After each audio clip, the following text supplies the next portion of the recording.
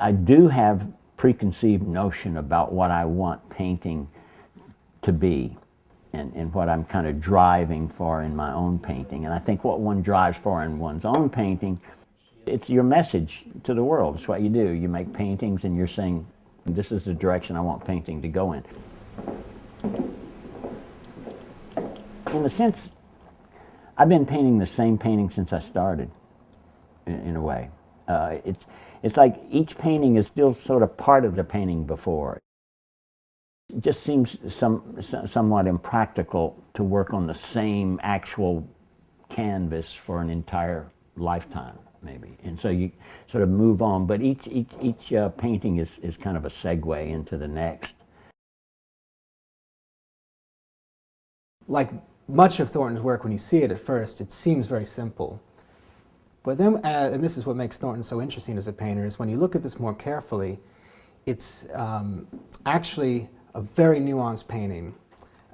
And it's these little nuances that all of a sudden trick you into seeing different things in the painting.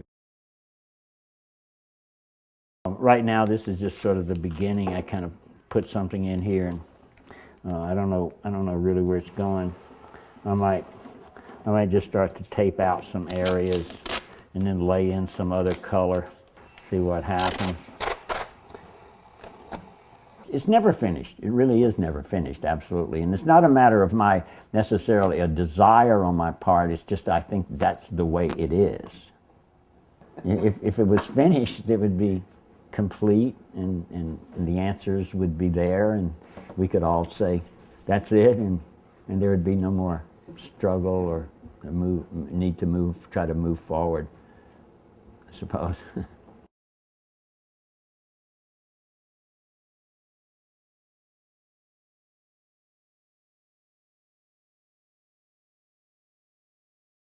With this last body of work I was doing before I started what I'm working on now, I was working toward a large painting that I somehow felt would sort of answer a lot of the problems I was trying to open up that were opened up by that work. And I worked on it for quite a long period of time. The painting did, in a sense, reach a completion, but it was absolutely unsatisfying to me.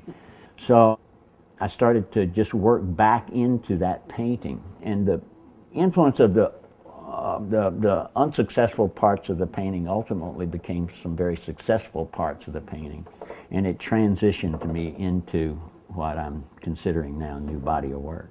What happened with this painting, it actually was converted. It went from, it was sort of the convergence of two different sort of approaches, and the conversion kind of occurred when it finally resulted in where it is now. And that's the actual title of the painting. I gave the painting that title because it felt like that. I mean, I have to say, the first time I saw this, it blew me away. I feel like this piece belongs in a major museum. Nothing really makes sense in terms of if this were to be a representation of real space. One shape will seem to be on top of another shape, but then this shape will then seem to be on top of this shape. What really sets this work apart from, let's say, the work from '86 is the really deep texture and the wonderful painting texture that you have. You can really see it in this yellow area right here, where every brush stroke means something, and then that's the human hand at play. What you can imagine as an artist at work, thinking about his work throughout the process of painting. With this work, I'm actually going back to work that I was interested in the 80s and 70s. And I did actually have an exhibition of that work in 1986, but I didn't feel like it was still really completed. There were a lot more ideas that I wanted to explore in the work. And also I was beginning to think about transitioning from acrylic paint to oil paint. I love the materials. I like the smell of oil paint in particular, and the mediums that I use, and just the sheer use of the medium with the oil paint oftentimes results in matte and glossy areas, and it sort of adds to some kind of excitement with the surface.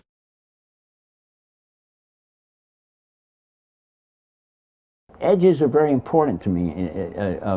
Sometimes the ambiguity of an edge, like exactly what is happening, what's coming forward and what's going back.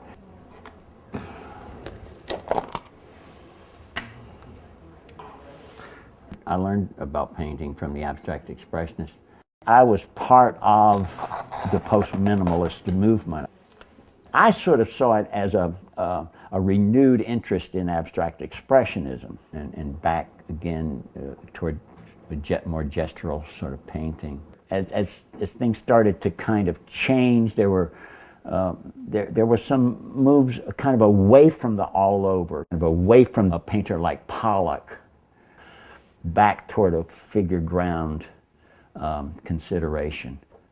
But it wasn't always quite certain which was the ground and which, I mean, because they could kind of flip. There was an ambiguity about that.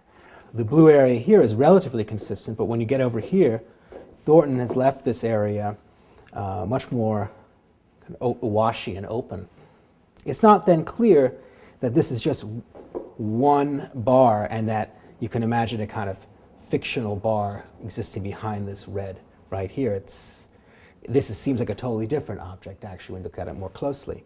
With these lattice or trellis kind of forms, there's just all sort of possibilities to move away from there into some very exciting kind of abstraction. There's a lot more that can be said with abstraction than we like to believe, maybe. Abstraction, we might think, existed in the first half of the 20th century, and it kind of petered out in a certain way. I think it's totally untrue, actually. And when you see Thornton's work, and you see how engaged with the viewer, it's an entirely contemporary work. It's not a work that's stuck in the past at all. I think it's contemporary because of the way it interacts with you as a viewer, for one thing, and that's a contemporary interaction. You know, I think abstraction has been around about 100 years now. That seems like a long time, but it's really not a long time in the history of painting. So I think we're still exploring. I think we'll be working through a lot of exciting ideas for abstraction for the next 1,000 years or something, probably. What's amazing and wonderful about someone like Thornton who works on this for so long is he just gets better and better at it. And so now you're arrived at a point where he's really just a master of what he does, someone who's really just at the top of his game. As well as having spiritual content, I also want it to be an object, but a very special kind of object that engages a viewer, that does actually reach out and touch the viewer. I want to hold on to that feeling that it is about emotional states. He's not a willful painter in the sense that he's not preconceiving everything and figuring out the best way to game the marketplace or the things that will appeal to his collectors. He's doing things that I think painting is almost forcing him to do. He feels compelled to take a certain direction.